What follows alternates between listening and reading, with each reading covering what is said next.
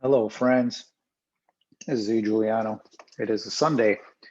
It's the 13th of March, 2022, and I'm here to share with you about the Pirate Chain price chart, the ARRR-BTC pair. So let's jump right into it. I'm going to share the screen, and we are looking at our BTC using the CoinEx exchange. And we are,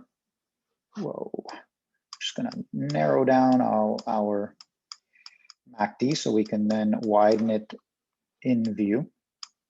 This is a daily price chart. Pirate Chain is poised for a breakout. It's not guaranteed. None of this financial advice. I'm not even, I'm actually, so firstly, hey, if you're here and you were here back then buying Pirate Chain, maybe you were back here selling, sorry, oh, don't be so, maybe you were back here accumulating, buying, and back here selling. Congratulations. Either way, let's say you were back here selling, okay? Buying, back here buying is a little bit less of a congratulations. But if you're still here and you've been buying and buying, then definitely congratulations. And I hope it's done well for you, that you've brought down your dollar cost average, and that, that the future holds bright for you. And wishing everyone well. Again, none of this financial advice, but here's the thought. Now that we've made this move down, it's pretty clear we've made our turnaround, especially on the weekly. You can see a nice weekly candle that turns it around, okay? And what makes this important is, let's zoom in. We started testing the previous highs. We started testing this whole range of previous distribution is now a new range. And we found a critical, nice support here at this level, which was a higher low than the previous low, okay, big time. But not only that, it was at a nice retracement level, about 61.8%, boom. So keep that trend going to the upside, okay, that's a great sign.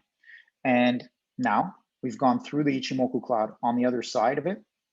We're just widening those Bollinger Bands again. We're at that top level here of this zone, looking to break out and make it to the higher upside here around 5,000 Satoshis. Okay, now will that be the resistance and then we come back down? That's where we're going to look at our momentum indicators. So I'll get to that in a second. We also have the Ichimoku cloud here for support. That would be nice, even if it doesn't break out now and just turns around and supports, that's fine, takes longer. But in terms of the shape and the time, this looks right. So we're breaking out of the 200-day moving average, but it's downsloping. So ultimately we would like to see, I personally, it would be nice, it would feel comfortable if we see a move that supports on the 200-day moving average before going higher. Now that's that could take a long way away. We might not have to come down right away. I don't know what the deal is going to be. This is the first time we're really testing the Ichimoku cloud since back here. Okay, back in September, October timeframe. And we're actually in it and now getting through it, it appears. Okay, last time since we broke through this long leg from the uptrend at the beginning of the downtrend. What a long amount of time it's been, but we are now in a move up, it looks like. So what's something to consider? Either this is going to be a move up, down, up as part of one move up, and then it's going to be a bigger move down, okay, to consolidate, and that might be us finding the 200 period, and that might mean that this time frame here is doesn't have meaning for us. That's fine. I'll get to that when we go to the weekly. So yeah, I do think that this region here is the new trend starting. In fact, could argue that it's here, but because we retraced so much, it just seems like this is the end of the old trend. Now, having said that, we'll see what's going to look like on the daily. If it's going to be a single move up after this, let's just for fun, we'll take a low to high to the retracement to the extension here, and we get something around here as our top for a 1-to-1 zigzag type of move, or a 1-to-1 if it's a 1 and a 3, and then we're going to have a 5 after. Or is 1618 is about the 6300 level. So 6000 seems like that's a reasonable target as well as the 5000, roughly, as rough numbers. Okay, look at your own numbers. And I'm doing this stuff, I'm hoping it's helping you, and then that you get to play around with your own chart if you're interested in that. Otherwise, if you're just following for Pirate Chain, which could be, then I hope this is serving you well and giving you a sense of what might be happening. Now, the thing is, what I'll think is, this is what I'll think. If these momentum indicators, as the price is going up to that 5,000 or 6,000 level, okay, if these momentum indicators are staying lower, making lower highs, let's say for the histogram, okay, and let's say for the RSI, if they're making lower highs, then I'm going to say we are most likely, which would signal bearish divergence. This is the daily chart, so it's nothing huge, okay? It would signal bearish divergence, which means probably we are gonna end the move, and it'll probably just be a move up, ABC type move, and then we'll come back down.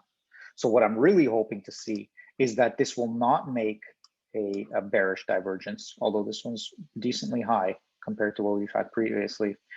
So I'm hoping it does not make a bearish divergence, which means that if it'll make a bullish convergence where the momentum will be higher. So then on the next set of positive momentum, maybe then there will be divergence, and that's fine. And that would be a fifth wave. And then we would probably be even higher in this move. Okay, based on if this is like a one wave here. Okay, but anyway, either way, it's an A wave or a one wave. And so the next one is going to come here to here, that type of region, unless it's a nice big move. And we know that in crypto, 1.618 is a baby move. Okay, a 2.618 is easily a strong move. So, you know, I don't want to take that out of the realm of possibility either. So a move up to this 9,000 level, you know, is massive. And even the 4.236 or 3.618, I just want to show that this move here, this original move, okay, beautiful. I love these price charts for some reason, and it must be this reason. This original move here that went low to high, when taken internally from this next low, in its relationship, the low to high to low relationship, when we extend from there, from that low, the relationship of that low to high, it gives us such clean levels that relate to previous price. It's quite a beautiful thing. Fascinating, in my opinion. So we have horizontal levels here at the 48, the 63, the 92, the 12.6, and the 15,000 Satoshis level. So I think that's fascinating. I don't want to get ahead of ourselves. I don't even want to insinuate that we can make those moves. I think, though, I wanted to point that out since it does show up. I do want to make clear, though, that this one-to-one move is the least that I'm expecting. So at least we're expecting 4,800 on this move, which I think that's the most, how do you say, reasonable expectation for any type of bullish scenario. Okay, pretty cool. So those are some price levels to consider based on this current move. Also, we are still in a downtrending 200 move period average. So, you know, we would like to find support and have it trending upwards. And we want the 20 period, so the 20-day moving average above the 200-day moving average and the price above both of those. So I think there's a ways to go. There's some time to go in terms of like really flipping things and getting it going. So what is it going to look like? Is it going to look like a big move up and then time down? Is it going to look like just some more sideways? We're going to see. It'll be interesting to watch. Okay. So stick around for more of that. And I hope you're doing well. And I hope you've been accumulating if that's what you needed to do, especially if you were buying up in those times. Okay. Or even here, if you came around here, like it got onto KuCoin around this time. So if you were there from KuCoin origination, then around this time, then yeah, you know, I hope you've been getting in here as well. And then maybe your average or even lower. Okay. That would be brilliant. Okay, so that's Pirate Chain on a daily price chart. Very exciting and I will talk about this July 4th time frame. Okay, that's the week of July 4th as well, where I don't think I have much else to say about this. We talked about Bollinger Bands. Yeah, we're right at the top of the Bollinger Bands. We're like breaking out of the Bollinger Bands, okay? And Ichimoku Cloud, we're at that. Let me just center this for you, sorry.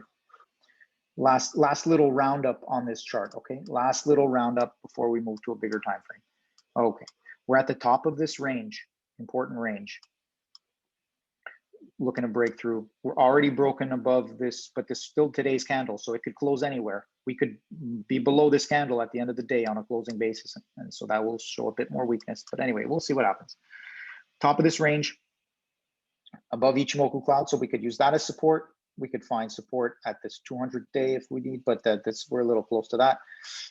But anyway, we are widening the Bollinger Bands. That's really what we came in to look at. And just to confirm, we found good support at the 20-day. Oh, you know what? Let's just come back to here and just remind, was wondering if we were going to get the support here as the low and then a higher low. We got that higher low, and it held at the 20-day moving average and then pushed right up. So that's pretty cool. And now we're pushing the Bollinger Bands higher. They're widening.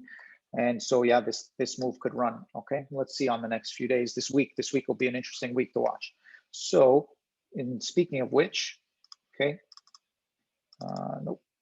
Yeah, watch for the divergence on the dailies.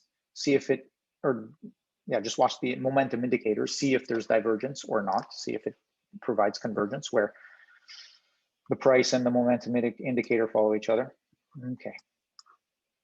Now, in this case, though, we're still at the narrow end of the Bollinger Band. So we don't want to waste this nice narrow Bollinger Band. If you're going to pump, you want to pump. You want to take this potential momentum that's been narrowed in here. Either that, or you'd like to keep building it so that you can get a nice. That's might be someone's consideration. Either way, you've got narrowing of the bands. And so we could push with another weekly candle. We could have a third green weekly candle next week. And the beauty of the pirate chain is the third weekly candle could even be bigger than the second weekly candle, which is bigger than the first. So you could have increasing momentum into that third weekly candle. Now, having said that, we have not had, well, we had these 3 weekly candles in a row, but they were, to call these 3 green weekly candles is stretching it, although yes, you can. Okay, you closed higher than you opened, but really they were just choppy candles.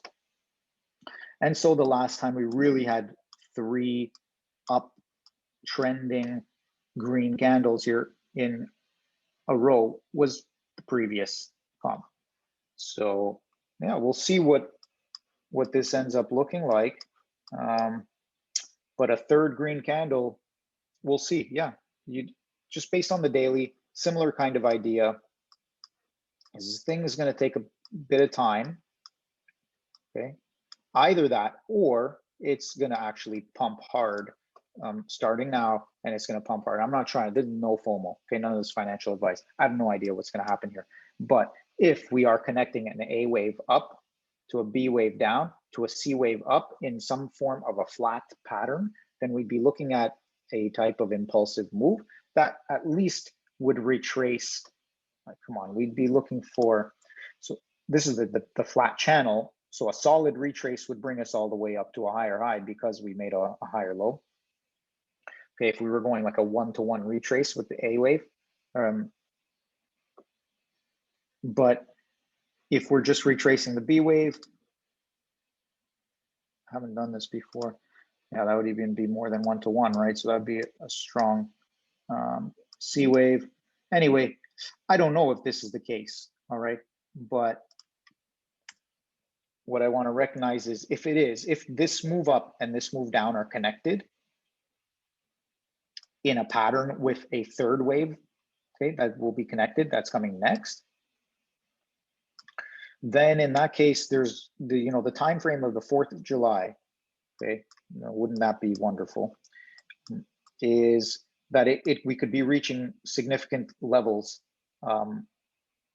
by that time frame, because we take A plus B.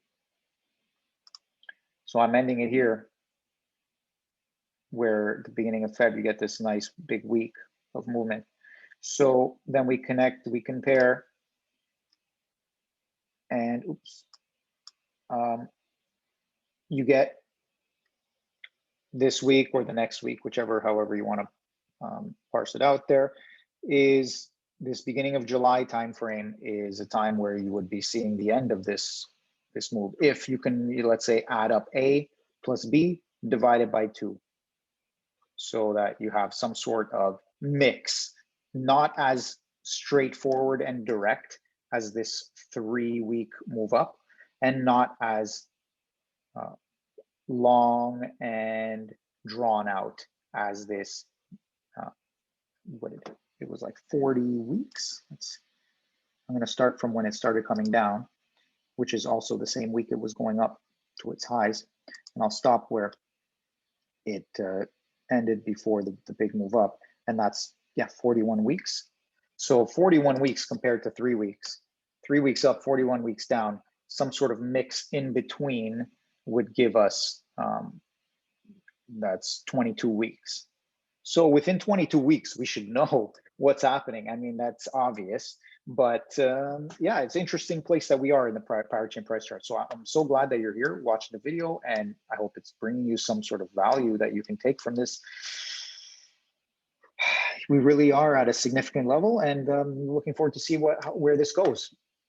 If we want to take it on the monthly time frame, so I'm loving this support on the 20-week moving average. Just push up this Bollinger Band. I think if we are going to be in a flat pattern, then we do need to see the price move fast, but it doesn't have to move as fast as it does later. For example, if we want to get a bit parabolic, you know, it can, as long as it follows some sort of trajectory up and eventually gets parabolic, okay. and I mean, this is what I think would probably happen. I don't know how far down it would go, but anyway, that's besides the point. Meanwhile, the price can itself, you know, go up like this and then come down here and then go higher and come and then go higher, right? So yeah, it's this kind of trajectory that would bring us there if we are all connected in an ABC wave. And if we're not, which there's a good likelihood that it isn't, there's a good likelihood that this itself is its own market cycle and is not connected to what's coming next in a significant enough of a way. That's all, I guess you could call that. Okay, so that's the weekly time frame. And then when we just jump over to the monthly, I think the other important consideration is we've had, oops, this would be our second green monthly candle.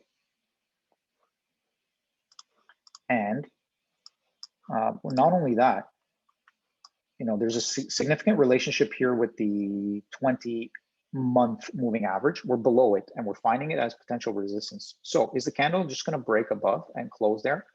And then we'll see how it relates afterwards. Does it need to come down and hold support, or does it get to go up first? And, you know, it doesn't really, this just becomes a deviation below the 20-month moving average.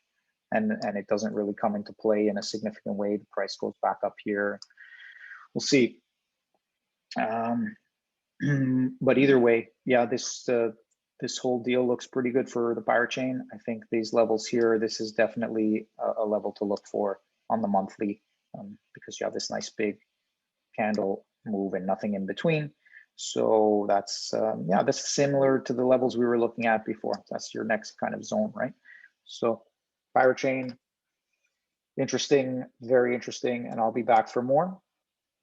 I don't have much else to say on that, on this big of a time frame, other than, I guess, the idea that, is this set of waves connected to this wave and this wave? I don't know. Maybe yes, but not in a significant way that would in any such way determine this wave and this wave. Maybe if you do the right math and you're able to somehow figure that out, but even then, I think at some point, this is a logarithmic chart, by the way. So this is something new. You know, this market all of a sudden gets to experience something new. And what's new, I think, is the scale. It's the scale of what's happening, the scale of the market. Previously, this action was happening, but just at a smaller scale down here. Okay, and there was price action from before. And again, if you want to see the other price action, just watch the historical price chart video from previously. Okay. All right. Well, that's about it. I think I'm done here. So until next time, yeah, wishing you really well. It's looking good, and I'll be back. So stick around for more. Okay. Love, peace, happiness. Goodbye.